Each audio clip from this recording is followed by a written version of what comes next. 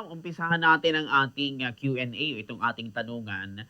Ma'am, ito nga po, palibhas sa ito, kumbaga sa ano, ngayon lang ulit tayo karoon ng pagkakataon na magkaroon ng ganitong virtual interview. Eto ma'am, kumusta ko po ang inyong opisina, ang inyong pong operation? Kumusta po dyan sa inyo ma'am, ngayong patuloy po na tumataas ang presyo ng produktong petrolyo? Hindi naman ba ma'am naapektuhan yung ating mga operation, yung mga supply ngayon ng dugo, ayan, sa blood bank Mhm. po natin, mga ganon. Kumusta po, Ma'am Pilisa?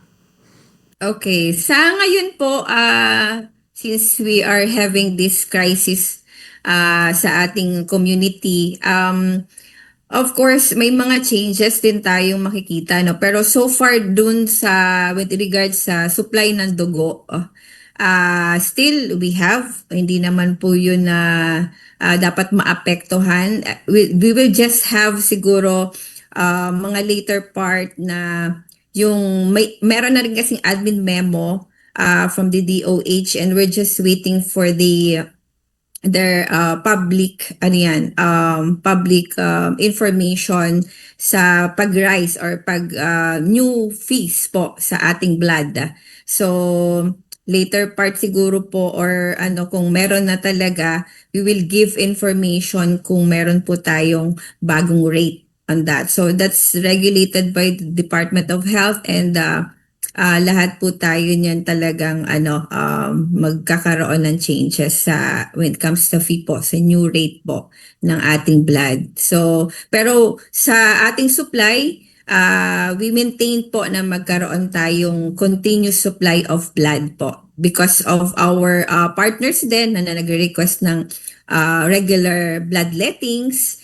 And hindi po yun nawawala sa atin. So right now, sufficient po yung ating blood supply sa office po. Alright, good to hear that, Ma'am Pilisa. Pero ma'am, ano yung mga bagay na, yun nga, nagkaroon ng pagbabago or naapektuhan sa ating daily na mga operation sa Red Cross, Ma'am Pilisa? Siguro una-una yung ating yung pag-gasoline. Yun talaga, kailangan natin mag-run din, may pupuntahan. So far, yun lang naman yung nakikita natin. Pero tuloy pa rin yung ating pagpasok. Hindi tayo affected dun sa 4 days na yon. So, we need to go to the office pa rin, regular from Fridays to Monday to Fridays. At meron pa nga yan even Saturday or Sunday kasi we are humanitarian organization. So, obligado po tayo to serve po anytime, 24 hours. And ang pinakaano lang po dyan is magtipid din, kung pwedeng umuwi ng maaga na wala naman ginagawa para to conserve energy, yun po yung mako-contribute natin sa kung ano man ang nangyayari sa atin ngayon po. Opo. So, ibig sabihin, ma'am, yung ano natin, yung mga bloodletting activity, yung humanitarian aid, tuloy pa rin yun, ma'am, kahit na merong krisis sa ating bansa, Ay, Ma'am Pelisa. opo, opo, definitely po. Lalo na kung talagang mas kailangan, mas iigihan pa natin, ano po. So para sa atin, hindi na natin isipin kung ano yung nangyayari. Basta makatulong po tayo. And then, ma-maintain pa rin po yung ating services po. Lalo na sa blood and continuous giving life-saving, ano po. And then yung trainings natin, makontinue po yan. So, yun po. Alright, yun. Paano yun, ma'am? Yung minsan dito sa Naga, yung ibang mga gas station nagsasara dahil kinukulang ng gas. Paano yun, ma'am? Kung halimbawa, magsara yung mga gas station dito and nataon or natsambahan, walang gas yung ating mga sasakyan, or kung meron man, kung kulangin, ano yung dun, ma'am? Yung parang intervention natin, if ever.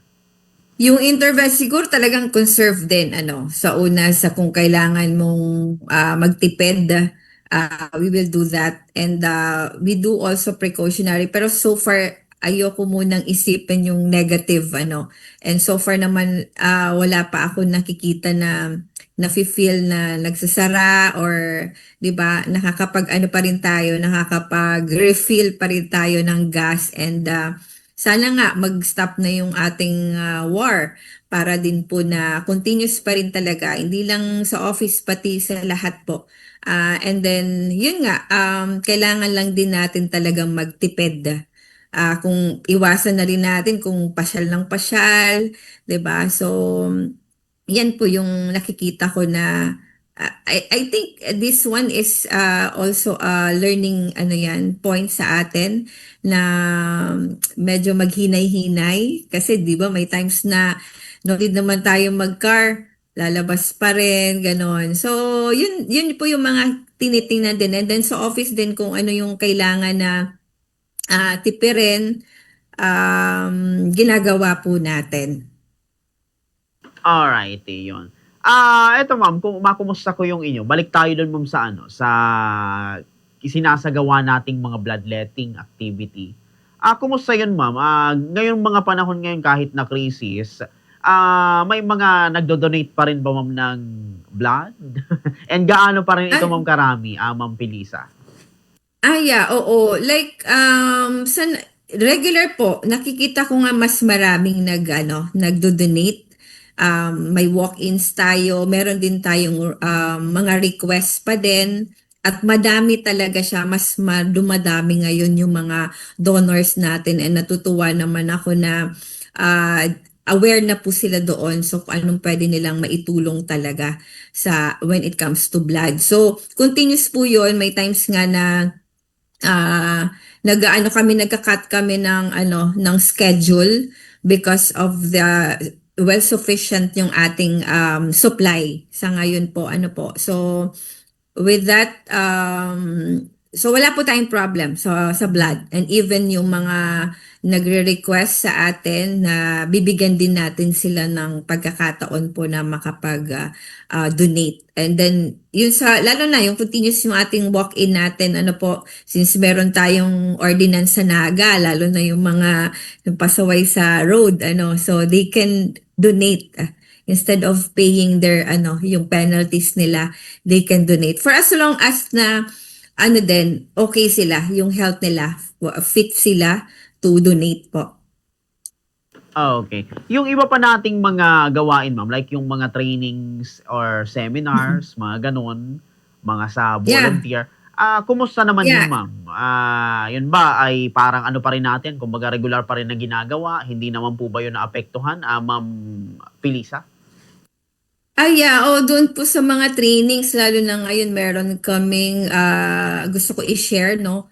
Isang na-advance namin na gamit na na-acquire natin sa Comsur, yung ating bagong mannequin.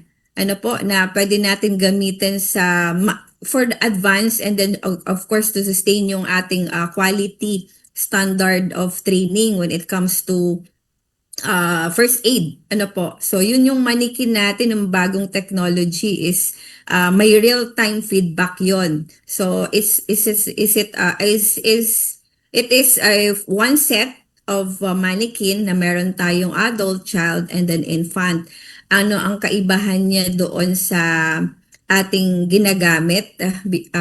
Yung old natin is yung meron siyang real-time na feedback. So malalaman yung nag-CPR, yung nagti-training, kung mali na yung position niya. Yung kung tama ba yung air na nabibigay niya, 'di ba? So nagre-react na yung mannequin. Kung ano 'yon. So yan siguro yung isang ma-share ko, and mas lalo po talaga with this kasi we honor din yung mga nagta-trust sa ating office na to continue rendering our service lalo na yung pag-provide ng trainings po, na tamang training po sa kanila. And hindi lang din po kasi to yung basta-basta kumbaga sa life-saving training. So this is shared to the communities and as well as sa mga ating mga like medical personnel. So dapat na maganda rin yun nung ginagamit natin. Kumbaga, na-enhance natin, na-advance din natin yung mga tinuturo natin sa kanila. Yan po. Alright, yun. Opo, opo. Ito ma'am, maisali ko na rin ma'am na ano, na katanungan. Ito bago pala ma'am. Ilan lahat ma'am yung mga mannequin na bago natin? Ma'am Ay, Pilisa? okay. For now, yung we have, ano po, yung one set. So, may adult yon, may infant, and then child. And of course, ito yung na-acquire nung chapter natin, ano. And then, sa tulong din ng health then na services sa national, we were able to get yung oxygen na sinasabi na meron siyang 24 hours na service. Yung comparison niya po doon sa ginagamit natin na tank, ito kasi is run by ano, electric. So, kung sino yung may kailangan na 24 hours na hindi natin nag-worry na ay nag-stop na ba yung oxygen or what, kasi 'di ba yung ginagamit natin na dati is yung tank, pero ngayon yung itong oxygen concentrator, pwede natin tong gamitin in 24 hours. So nai-indicate din po dito kung ubos na yung ating water kasi nagsiserve lang siya na in 5 liters po. So, ayan po yung mga changes natin ngayon sa office, ano po, na we would like to share with sa community, lalo na po yung pagbibigay ng trainings. And this one, for the health naman, pwede kasi natin tong gamitin. Ito, pwede to use sa home and then hospital. And then for those person na meron siyang difficulty in breathing, may COP, okay? So may chronic may chronic obstructive pulmonary disease. So nakakatulong po ito.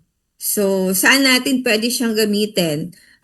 Usually kasi yung Red Cross nagsi-set up din tayo ng mga sa health ano. So isa rin to yung pwedeng magagamit natin, makatulong po tayo. Okay po, yun. Very well said, Ma'am Pilisa. Eto, ma'am, maisali ko na rin, palibhasa, Semana Santa ngayon, Holy Week, ano ma'am yung ating mga, siguro mga gagawin, mga gawain, o ano yung ating parang importanteng role ngayong Holy Week, Ma'am Pilisa, itong Red Cross, Ma'am Pilisa? Yeah, normally po yung yearly naman natin itong ginagawa. Meron tayong mga stations, first aid stations. And right now, yung Sunday po, nag-start na din natin yung mga request na duties sa mga, lalo na sa simbahan. So for now, meron na tayong schedule like from April 1, starting tomorrow then, up until 3. Kasi yung 5, magre-resume siya ng 5. So, ang mga assignments po natin, mostly in cathedral na setup. And then, of course, we have Calabanga, wherein our ambulance will be placed there. And then, ating mga RUs, and then first aiders, and then EMT will be there also. So, mga yun ngang gabi, kasi meron mga karagdagan assignments, we will conduct as well a meeting para din po mag-organize sila. And then, it requires din ID para po ma-identify sila na they are really the Red Cross youth na or volunteers na magsiserve during the Holy Week. Opo. Sa ano ma'am, sa mga volunteer natin, ilan ma'am yung mga magagamit or natin ng mga volunteer ngayong Holy Week, Ma'am Pilisa? Sa ngayon po, we have 20. Ano po. And then, depende kasi yan sa station. Pero dadagdagan pa yun. Sa mga previous days kasi yun na nakuha namin na number. Pero madadagdagan pa yan this afternoon na magkakaroon ng meeting yung mga councils po na willing to give their service po during the Holy Week. So, as of now, yung sa list ko, mga 20 to 25 na sila, pero madadagdagan pa po yun. Since we have assignments from different stations, and then depende rin po sa time yon. May mga umaga, may hapon. So, kailangan din nila kasi mag-rest o kumbaga hindi dire-diretso na assignment po. So, yun yan. Alright, opo, opo. 'Pag ganito ba ma'am na mga okasyon ma'am, may gaano karami ma'am yung ano, yung mga nare-rescue natin? Halimbawa nung nakaraang taon, Holy Week din, marami ba tayo ma'am na rescue ng mga halimbawa nasugatan, mga gano'n, Ma'am Pilisa? Normally yung ano natin dito yung mga nahihimatay, so far yun yung mga nakikita kong cases, ano po, yung lalo na siyempre nade-dehydrate. So, yun po usually na i-encounter ng mga ating volunteers during the assignment. So, wala akong masyadong yung volume of a patient na I can give, pero very minimal lang po siya. And then very minor cases po ang nai-encounter natin. So far sana this Holy Week ganun pa rin. And siguro ang kailangan na lang natin reminder sa ating mga deboto yung mag ano sila prepare kung medyo hindi masama yung pakiramdam na huwag nang lumabas, 'di ba? So para maingatan din nila yung health nila. Pero if in case po na nandun sila sa labas, we have our first aiders po, pwede silang lumapit kung may kailangan sila and they're having this condition sa sarili nila. So, anytime po, pwede silang mag-approach. And of course, ang gusto ko na rin i-emphasize kasi yung last Friday, we were invited by Department of Health sa kanilang hataw kalusugan. Ay special mention ko na kasi nagbigay din kami doon ng demo with regards to the CPR kasi yung since Holy Week, 'di ba, ang karamihan pupunta sa mga resorts, 'di ba? So yung maiwasan din natin yung mga paglulunod, yung nalulunod. So ano yung dapat natin gawin during that kung meron tayo na encounter na ganon. So, yun lang po. Sa office naman, during this Holy Week, we are always there. Ano po? Kailangan natin present sa mga ganitong event po. Alrighty, yun. So, eto ma'am, bago tayo magtapos sa ating interview, sige ma'am, ano yung ating maiiwan ma'am na mensahe na lang sa atin pong mga kababayan ngayon? Ngayong, yun nga, Holy Week ngayon, ano yung mga siguro dapat nilang tandaan para makaiwas sa sakuna? And syempre sa ano na rin ma'am, sa krisis na nararanasan natin dito po sa ating bansa, itong patuloy na pagtaas ng presyo ng petrolyo. Sige ma'am, bigay ko ulit sa inyo ang linya. So una sa lahat, yung na-encounter po natin ng crisis, ano din natin, makapag-contribute po tayo na maiwasan yun or makakontribute tayo na preserve and then kumbaga iwasan na rin natin yung kung halimbawa yung mga ma-minimize na rin natin yung mapapasyal, 'di ba? Para din sa atin yon. And then of course, for this Holy Week po, ang tangi ko pong ma-advise is iwasan din natin yung crowded na places, and then ingat na rin natin yung health natin kung meron tayong nararamdaman na something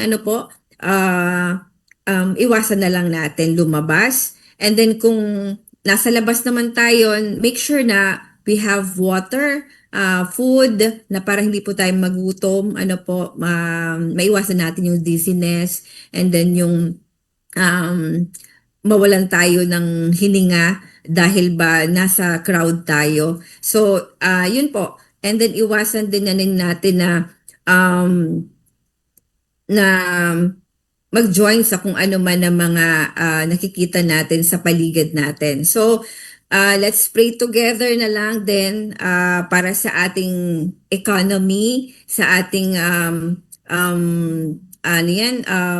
kaligtasan, and of course doon po sa going out, magbabanding sa sa resort. So, ingatan na rin po din natin na hindi uminom ng alak, And then, kung nakikita natin na meron mga medyo, delikado, wag na natin pong i-push doon. So, yun po, yun din mga resort owner, sana po na magbakabigay tayo ng maraming paghahanda para po sa ating mga excursionista po. So, yun lang po. Of course, yung ating office is open. Sa pag-serve po, we are closed by the way by tomorrow and then Thursday, pero may continue tayo ng continuation po yung ating pag-serve din sa labas.